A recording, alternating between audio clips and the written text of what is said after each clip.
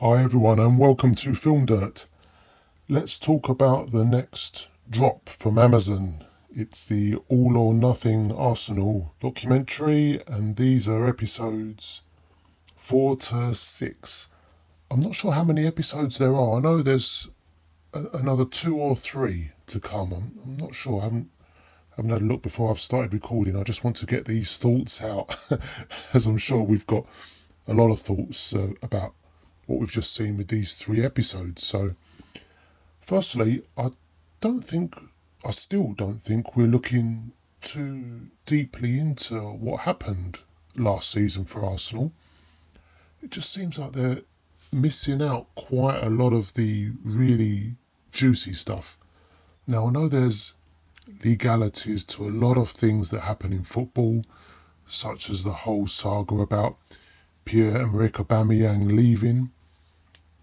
Now, I remember hearing Arteta mention that did he say something like a catalogue of misdemeanours?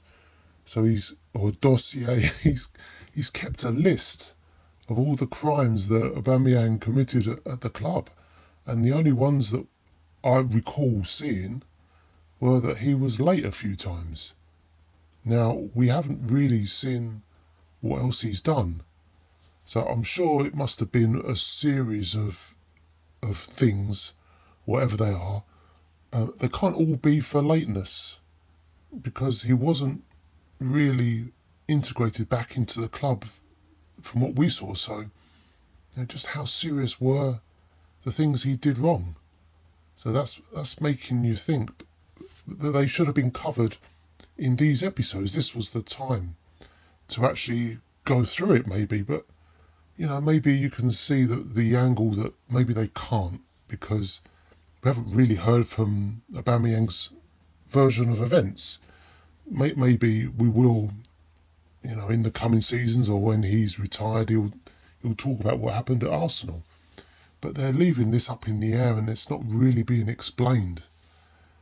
So that leads me to think that Arsenal have got final cut of this story, of this documentary.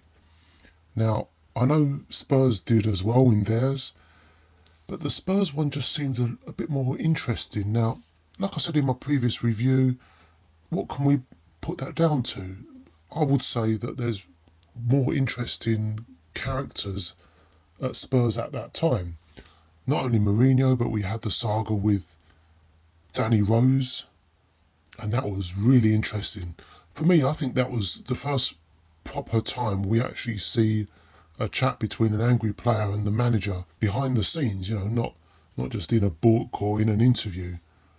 And that was interesting that he kind of stormed out, although it did seem all amicable with Jose Mourinho, and Rose mentioned that he wanted to speak to Daniel Levy. So that really just seemed really interesting to me.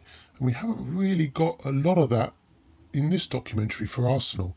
Now, we're going a bit behind the scenes, of course, with Granit Xhaka and Arteta and seeing their family, and that almost humanises these characters because, again, we only see what happens in matches and in interviews. So I just think it's not enough. It's not enough to warrant making a documentary for Arsenal during this season that wasn't successful at all. And I hope they're not going to finish off by, again, glossing over everything.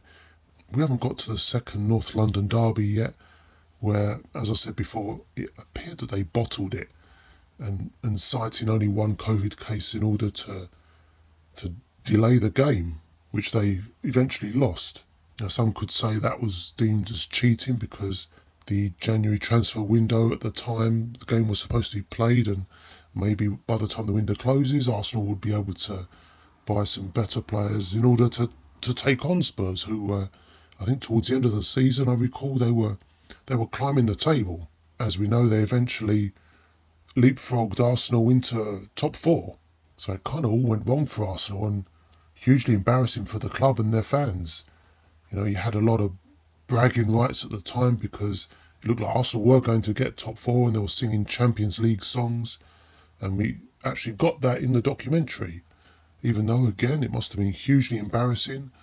And considering Arsenal got final cut, I'm just pleased that we did get a little bit here and there of how terrible it was for Arsenal.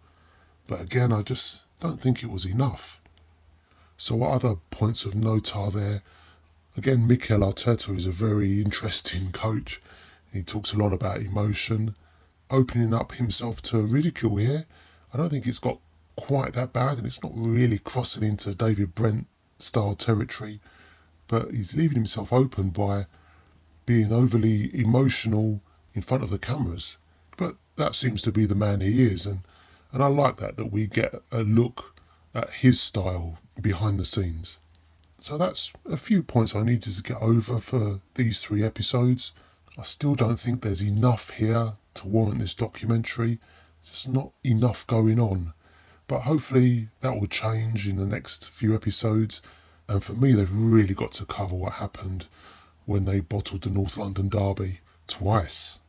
So thanks again for joining me, and I'll be back with the final review of the last couple of episodes, whether it's 2 or 3. Thanks again. Take care.